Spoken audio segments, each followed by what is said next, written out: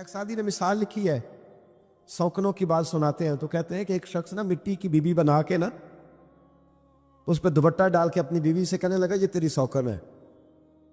تو شام کو واپس گھر آیا تو اس نے مٹی کی عورت بھی ساری توڑ ڈالی تھی. یہ غصہ ہوتا ہے نا اپنے شریک پہ. مشرکین مکہ رسول کریم صلی اللہ علیہ وسلم کے بارے میں معاذ اللہ باتیں کرتے تھے تو حضور اللہ کے دیے ہوئے علم سے انہیں جان لیا کرتے تھے. ایک دن وہ باتیں کر رہے تھے تو باتیں کرتے کرتے نا مشرکین مکہ نے عجیب بات کر دی. نادان تھے نا، جانتے نہیں تھے، عجیب بات کر دی. کہنے لگے آہستہ بولو، کہیں محمد صلی اللہ علیہ وسلم کا رب سن نہ لے. آہستہ بولو، اونچی بات نہ کرو، کہیں مصطفیٰ کریم علیہ السلام کا خدا سن نہ لے. تو اللہ نے آیت نازل کر دی، فرمایا نادانو وَأَسِرُّوا قَوْلَكُمْ اب اجہاروا بھی، آہستہ بولو یا اونچا بولو. اور شارحین نے مفسرین نے لکھا ہے نہ بھی بولو، آہستہ بولو یا اونچا بولو یا بے شک تم کوئی بات زبان سے ادا نہ بھی کرو. اِنَّهُ عَلِيمٌ بِذَاتِ الصُّدُورِ، رب تو تمہارے دلوں کے حال جاننے والا ہے، اسے تو پتہ ہے تم نے سینے میں کیا چھپایا ہے. حسد چھپایا ہے کہ رشک چھپایا ہے، عداوت چھپائی ہے کہ محبت چھپائی ہے، اسے تو پتہ ہے، اسے خبر ہے. اس لیے کہ وہ نظر ہی تمہارے دل پہ رکھتا ہے، اسے پتہ ہے تمہارے اندر کیا ہے. ہم لوگوں نے نا اپنی سارے معاملات دنیا داروں سے، لوگوں سے، یاروں سے، دوستوں سے وابستہ کر لیے.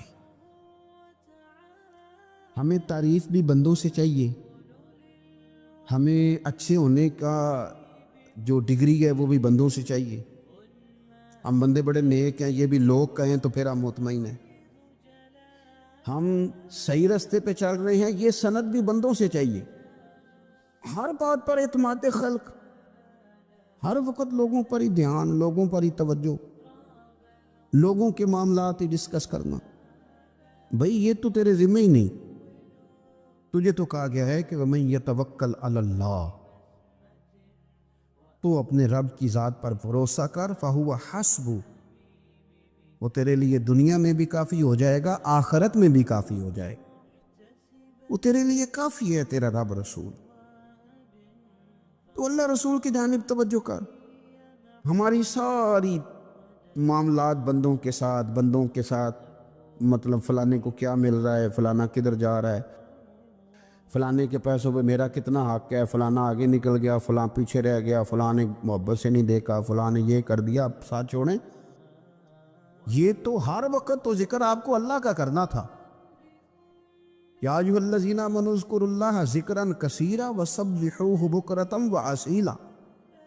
یہ جو آپ ہر وقت بندے بندے کر رہے ہیں یہ تو آپ کو حکم ہی نہیں ہے. آپ نے تو ہر وقت اللہ اللہ کرنی تھی.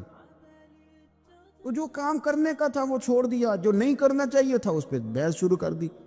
پھر دل کے اندر مد و جزر خراب ہوتے ہیں، قلبی واردات بگڑ جاتی ہیں، حسد پیدا ہوتا ہے، انسان کو لالچ پیدا ہوتا ہے، انسان حریص ہو جاتا ہے، انسان لوگوں سے عداوتیں پال لیتا ہے. کبھی ایسا کام نہ کرے. شہد بڑا میٹھا ہوتا ہے. عرب کے اندر ایک درخت پایا جاتا تھا، ایلوا اس کو کہتے تھے. اس طرح ہمارے ہاں نیم نہیں ہوتی، کڑوا ترین اس کا ذائقہ ہوتا ہے. اور آپ کچھ دیر اس کو پانی میں ڈال دیں تو پانی بھی سارا کڑوا ہو جاتا ہے، چونکہ اس کے خمیر میں رب کریم نے کڑواہٹ رکھی ہے اور حکمت ہے. اس کڑواہٹ کا بھی اپنی جگہ فائدہ ہے.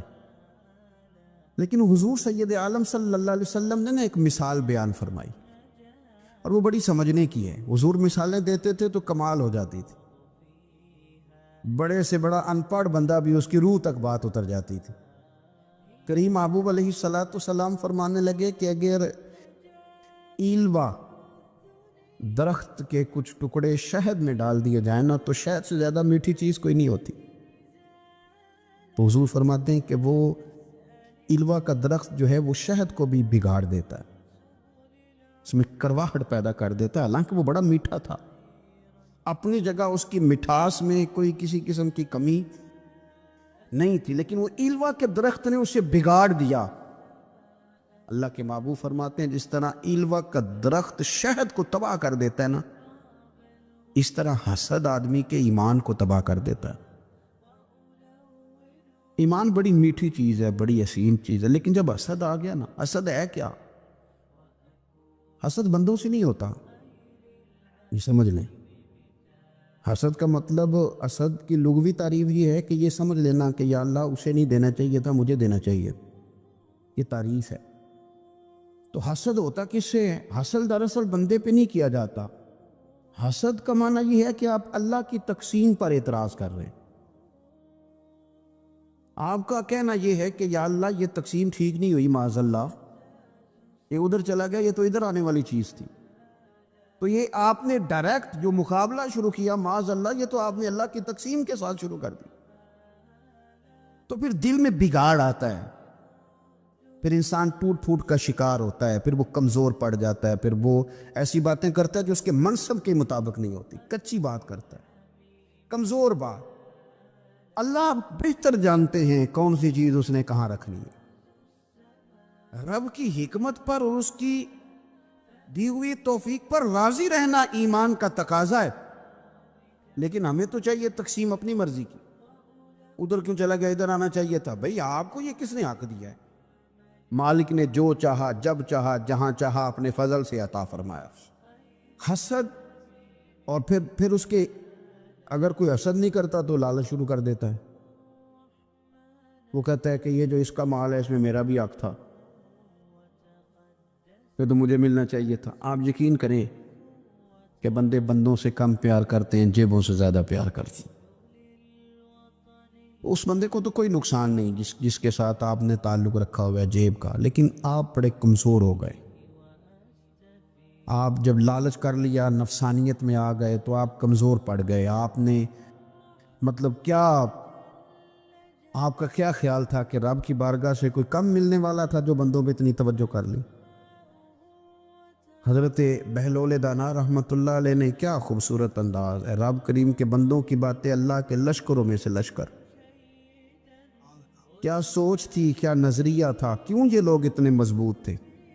فکری طور پر مضبوط تھے، فکری طور پر۔ ہارون رشید حج کر کے واپس آ رہا ہے، حضرت بہلول دانا راستے میں بیٹھے ہیں، ملاقات ہو گئی۔ کہنے لگا حضور کوئی حکم ہو تو بتائیے گا۔ فرمانے لگے کوئی نہیں، تو جا اپنا کام کر۔ بادشاہ یا کسی کو کارڈ مل جائے تو وہ لوگوں کو دکھاتا پھرتا ہے، وزیر صاحب نے خود دیا ہے۔ بادشاہ وقت خود کہہ رہا حضرت کوئی حکم ہو تو؟ فرمایا نہیں، اللہ خیر کرے گا۔ تو کہنے لگا حضور میں نے سنا ہے آپ مقروض ہیں، تو بتا ہی دیتے۔ تو آپ مسکرا کے فرمانے لگے تیرا کیا خیال ہے بھلا؟ کہنے لگے حضور کس بابت؟ فرمانے لگے تیرا کیا خیال ہے کہ اللہ ہارون رشید کو دے گا اور بہلول دانا کو بھول جائے گا؟ تیرا کیا خیال ہے؟ رب کریم ہارون رشید کو تو دیتا جائے گا اور بہلول دانا کو بھول جائے گا؟ بادشاہ کہتا ہے کہ میں چکرائے گیا کہ بھلا اس سوال کا کیا جواب ہے؟ تو میں نے کہا حضور رب تو بھولنے سے پاک ہے، وہ تو کسی کو نہیں بھولتا، اسے نہ اونگ آتی ہے نہ نیند آتی ہے۔ تو فرمانے لگے جا پھر اپنا کام کر، جب مناسب سمجھے گا تو بہلول کو بھی قرضے سے نجات عطا کاری دے گا، تو جا اپنی ڈیوٹی کر، وہ جب چاہے گا نا تو میرے قرضے دور۔ تو کیا سمجھتا ہے کہ تجھے یاد رکھے گا، مجھے بھول جائے گا؟ یہ کیسے ہو سکتا ہے؟ او یار ادھر دیکھ، میری بات سن۔ او بھائی، وہ تیرا میرا رب ہے، یہ ہو سکتا ہے کہ امیروں کو دے دے اور تیرے جیسے میرے جیسے غریبوں کو وہ بھول جائے؟ یہ ہو سکتا ہے؟ تو کیوں لوگوں کی جیبوں پہ توجہ، لوگوں کی جیبوں پہ نظریں، فلانے کے پاس آ گیا تو میں رہ گیا؟ مطلب کس لیے؟ ہمارا رب کسی کو بھولتا نہیں ہے، کسی شخص کو وہ میرا مالک اپنے فضل سے نظر انداز نہیں کرتا، وہ سب کو نوازتا ہے، لیکن اس کی حکمت کے تقاضوں کا انتظار کرنا مسلمان کی شان ہے۔ کبھی کسی حسد میں کبھی کرنا ہو تو رشک کریں، مزہ آئے گا۔ اور یہ رشک کرنے کا نا، رشک کا معنی کیا ہے؟ حسد کا معنی یا اللہ اسے نہیں دینا چاہیے تھا، مجھے دینا چاہیے تھا، اور رشک کا معنی یا اللہ تو نے دیا ہے، کیا بات ہے، اسے دیا تو کیا بات، اگر تو نے دیا تو مالک جچا بھی ہے، اگر تو نے دیا ہے تو نظر بھی آیا ہے۔ اگر تو نے دیا ہے تو پھر کیا بات ہے، کمال ہو گئی، وہ نظر آ رہا ہے۔ اور یا اللہ اسے دیا ہے تو میں بھی تیرا بندہ ہوں، اسے بھی اور دے اور مجھے بھی عطا فرما۔ یہ رشک ہے، رشک کا نا حضور نے حکم دیا ہے، نبی پاک نے رشک کا۔ ہمارا یہ مسئلہ ہے کہ ہم نا جو کرنے والا کام ہے وہ نہیں کرتے، رشک کریں۔ بخاری مسلم میں حدیث ہے، نبی پاک صلی اللہ علیہ وسلم نے فرمایا 2 بندوں پر رشک کرو۔ کہو کیا بات، رشک کرو 2 بندوں۔ یا رسول اللہ کون کون سے؟ فرمایا ایک وہ مالدار جسے اللہ دولت دے اور وہ صبح بھی رب کے رستے میں خیرات کرے اور شام بھی رب کے رستے میں خیرات کرے، یہ قابل رشک ہے۔ کہو تیری کیا بات ہے بھائی، کیا تجھے اللہ نے نوازا ہے، اور اس پر رشک کرو، کوئی اللہ اسے اور دے تاکہ یہ تیرے بندوں پہ اور احسار کرے اور تیرے بندوں پہ سخاوت کرے، اور اللہ اس کے فعل تصدق ہمیں بھی عطا فرما۔ اور حضور فرماتے ہیں ایک مالدار پر جو صبح و شام سخاوت کرے، اور ایک اس عالم پر جسے اللہ قرآن کا علم دے، وہ صبح بھی لوگوں کو قرآن مجید کے ترجمے تفسیریں قرآن کے درس سکھائے اور شام بھی لوگوں کو قرآن مجید کے درس عطا فرمائے۔ اس پر رشک کرو، کہو کیا بات ہے یار تیری، تجھے اللہ نے کتنا نوازا۔ قابل رشک لوگوں پر رشک کرو، ان کی تعریف کرو، ان کے لیے اچھے کلمات ادا کرو۔ معاشرے میں حسد پرموٹ ہوا ہے، اگر کبھی رشک پرموٹ ہوتا نا تو عزتیں بڑھ جاتی، محبتیں بڑھ جاتی، خلوص میں اضافہ ہوتا، لوگ ایک دوسرے کے قریب آتے۔ ہم نے کسی فضیلت والے کی فضیلت کو تسلیم کرنے سے انکار کر دیا، ہم نے کسی بڑائی والے کی بڑائی کو تسلیم کرنے سے انکار کر دیا، ہم نے حسد کیا، ہم نے لالچ کیا، ہم حریص ہوئے۔ اس کا نقصان یہ ہوا کہ لوگ ایک دوسرے کے پاس رہتے ہوئے پاس نہیں رہتے، ایک دوسرے کے ساتھ وقت گزار رہے ہوتے ہیں لیکن ان کے بارے میں رویے ان کے سخت ہوتے، لب و لہجہ تلخ ہوتا ہے، جب وہ کسی کے بارے میں بے لاگ تبصرہ پوچھا جائے تو غلط باتیں کرتے۔ رشک کریں، دیکھیں نا حضرت ابو بکر صدیق رضی اللہ، حضرت عمر فاروق رضی اللہ، ساری زندگی دوڑ لگی رہی۔ حضرت عمر کہتے ہیں میں نے ساری زندگی دوڑ لگائی ہے کہ ابو بکر سے آگے گزر گئے، لیکن یہ دوڑ حسد والی نہیں، یہ رشک والی۔ فرماتے میرا دل کرتا تھا کہ میں نیکیوں میں ابو بکر سے آگے گزرتا ہوں، حضور کے عشق میں ابو بکر سے آگے گزر جاؤں، نبی پاک علیہ السلام کی اولاد کی محبت میں ابو بکر سے آگے گزر جاؤں، میں نہ خیر کے کاموں میں آگے گزروں۔ کہتے میرا ساری زندگی رشک کا رشتہ رہا، یہ رشتہ شاندار ہے، اس پر عمل کریں، اس پر توجہ کریں، بجائے اس کے کہ یہ کہنا کہ استاد جی کا فلانے سے زیادہ پیار ہے۔ پیار کی وجوہات تلاش کر، مرشد فلانے پہ نظر رکھتے ہیں تو میرے بھائی وہ نوٹوں کی وجہ سے نظر نہیں رکھتے، تو وجہ تو تلاش کرنا، وجہ کیا ہے؟ تو اپنے آپ کو اس طرح کا بنا، تو اس طرح کی کیفیات پیدا کر اپنے اندر۔ ہم کیا کرتے ہیں کہ رشک کرنے کی بجائے حسد کرتے ہیں۔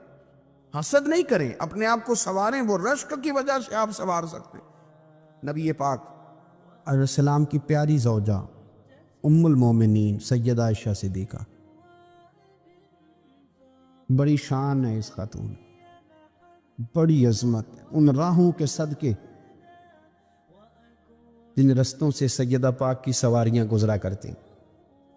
کیا درجہ اللہ نے دیا ہے سیدہ عائشہ صدیقہ کو، کہتی ہیں حضور کا وصال میری گود میں ہوا ہے، اور مولا علی شیر